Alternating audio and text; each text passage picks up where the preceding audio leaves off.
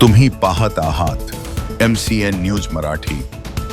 बुलढाणा जिल्ह्यातील इसरूळ येथे संत चोखोबाराय यांचे महाराष्ट्रातील एकमेव मंदिर असून या ठिकाणी दरवर्षीप्रमाणे याही वर्षी संत चोखोबाराय यांची पुण्यतिथी महोत्सव निमित्त भव्य असा कीर्तन सोहळा आणि श्रीराम कथा आयोजित केली आहे। दरम्यान ज्ञानेश्वरी पारायण आणि भागवत कथा सुद्धा या ठिकाणी आयोजित केली असून या ठिकाणी भाविकांनी कथा आणि कीर्तन ऐकण्यासाठी मोठी गर्दी केल्याचं पाहायला मिळत आहे।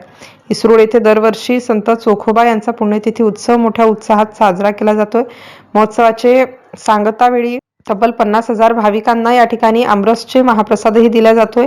हे विशेष, या वर्षी महोत्सवाचे शेवटच्या दिवशी राज्याचे मुख्यमंत्री, उपमुख्यमंत्री आणि राज्यपाल हरिभाऊ बागडे हे सुद्धा येणार असल्याची माहिती आयोजकांकडून देण्यात आली आहे। MCN न्यूज मराठीकरिता रवींद्र शिरस्कार, बुलढाणा।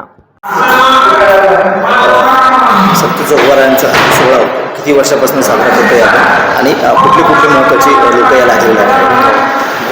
महाराष्ट्रातील नव्हे तर भारतातील हे पहिलं संत चोखोबारायचं मंदिर आहे आणि आपल्या बुलढाणा जिल्ह्याची शान आहे।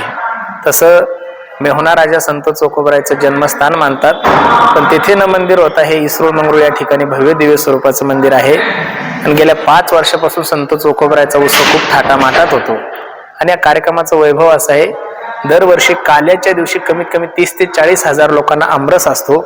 महाराष्ट्राचे लाडके मुख्यमंत्री एकनाथरावजी शिंदे साहेब, मागच्याही वर्षी उपमुख्यमंत्री एकनाथराव शिंदे साहेब हे गेल्या 3 वर्षापासून सलग येत आहेत आणि याही वर्षी 4 तारखेला राजस्थानचे राज्यपाल महामहिम हरिभाऊ नाना बागडे यांचं आगमन होणार आहे आणि महाराष्ट्राचे लाडके मुख्यमंत्री हेही यावर्षी या कार्यक्रमासाठी उपस्थित राहणार आहे। रामकृष्ण हरी।